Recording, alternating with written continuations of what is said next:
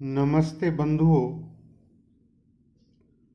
पूरी दुनिया में धर्म की बातें की जाती हैं और पढ़े लिखे लोग कहते हैं कि सारी दुनिया में जो झगड़े हैं वो धर्म के कारण हैं।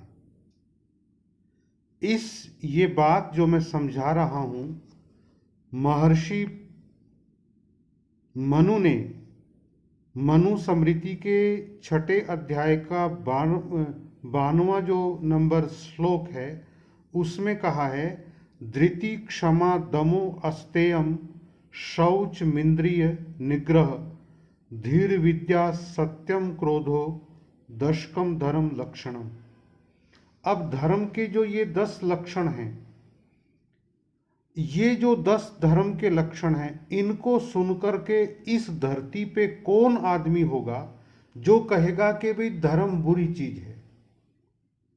धर्म के नाम पे कोई गलत काम करे तो उसमें धर्म का क्या दोष है। ये दुनिया सारी झूठी और पागल हो जाए तो इसमें धर्म का क्या दोष है। महर्षि मनु का क्या दोष है, वेद का क्या दोष है। देखिए, मैं आपको बताता हूँ और आपको ये बातें पूरे समाज में फैलानी चाहिए। जो पढ़े लिखे लोग हैं उनको बतानी चाहिए और पूछना चाहिए कि बताओ इसमें गलत बात क्या लिखी हुई है। धृति, ये धर्म का पहला लक्षण है। धृति, धृति का मतलब है धैर्य को धारण करो। सारी दुनिया में ये सिखाया जाता है। आपको पता है, आईपीएस बनते हैं, इतने बड़े बड़े जो अधिकारी बनते हैं, उनका जो इंटरव्यू होता है उसमें सबसे ज्यादा उसका धृति, धैर्य परखा जाता है, कितना धैर्य उसके पास है। किसी भी आदमी के जीवन की सफलता की गारंटी धृति, धैर्य है। तो धर्म कहता है भी तुम धैर्य को धारण करो। कितनी बढ़िया बात कहता है। दूसरे नंबर पे क्षमा, माफ करना सीखो व्यक्तिगत क्षेत्र में। लेकिन जब सार्वजनिक बात आती है, समाज की बात आती है, देश की बात आती है, तो एक अलग चिंतन का विषय है, उसके लिए अलग शर्तें हैं। लेकिन व्यक्तिगत स्तर पर मनुष्य में क्षमा होनी चाहिए। धर्म, जो धार्मिक आदमी है, वेद का धर्म कहता है जो धार्मिक आदमी है उसके अंदर धृति, क्षमा, क्षमा होनी चाहिए। दमा, अपने मन को नियंत्रण में रखना चाहिए। कैसे नियंत्रण में होगा, फिर उसकी पूरी पूरी विधियां हैं, पूरे पूरे ग्रंथ हैं, पूरी उसकी स्टडी है, पूरा उसका अभ्यास है। लेकिन ये बताया कि अपने मन को नियंत्रण में रखो। धर्म का चौथा लक्षण है असतेय। असतेय का मतलब होता है चोरी न करना। चोरी केवल वो नहीं होती कि हम किसी की चीज को उठा लें। चोरी बहुत तरीके से होती है, बहुत बहुत स्तरों पर जो चोरी होती है। सभी प्रकार की जो चोरियां हैं उनसे हमको दूर रहना चाहिए, तभी हम क्या माने जाएंगे, धार्मिक आदमी माने जाएंगे। ये धर्म के लक्षण है। अस्तेय, अस्तेयम। फिर अगला है शौच। वो कहते हैं शौच का मतलब होता है शुद्धि। हमको शुद्धि रखनी चाहिए। शुद्धि हम रखेंगे, हर तरह की शुद्धि, न केवल मलमूत्र के रूप में, पसीने के रूप में, गंदे कपड़े हमारे हों, इन सब से हमारा कमरा साफ हो, सब तरह से हमको शुद्धि रखनी चाहिए। धार्मिक आदमी का एक लक्षण ये है। कमाल के लक्षण है। इसमें कहीं कोई कट्टरता दिखाई देती है किसी को? इस दुनिया में कोई ऐसा आदमी होगा जो इसको बुरा बता सके? इंद्रिय निग्रह, अपने इंद्रियों पर नियंत्रण करो।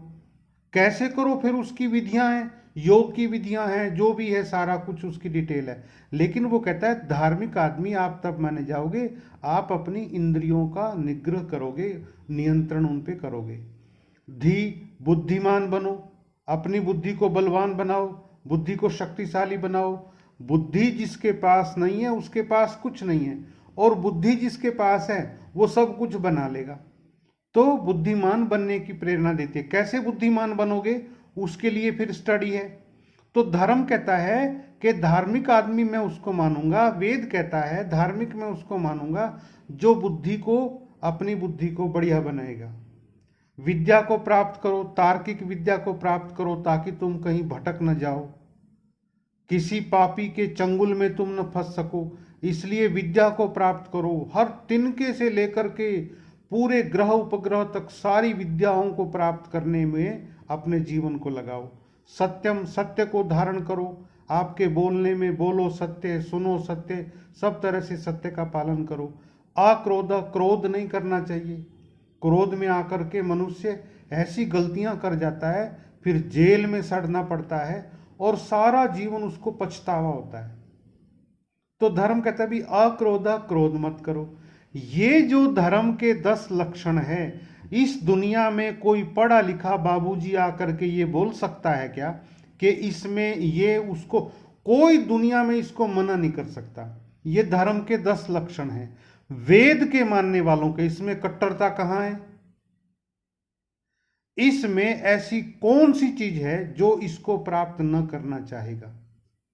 और जो आदमी कहता है कि मेरे अंदर ये चीजें हैं, मैं ये कोशिश करता हूं, वो आदमी मनुवादी है। क्योंकि महाराज मनु का ये आदेश है। मनु स्मृति के 6 अध्याय का 92वां जो श्लोक है, ये कहता है।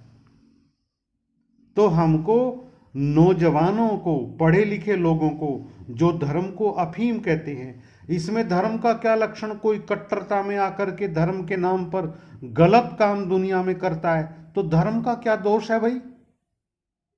तो ये चीजें हमको समाज को समझानी पड़ेगी। सभी मित्रों के पास इसको शेयर किया करो। और ये तो इतना तो हम कर ही सकते हैं। धन्यवाद। नमस्ते जी।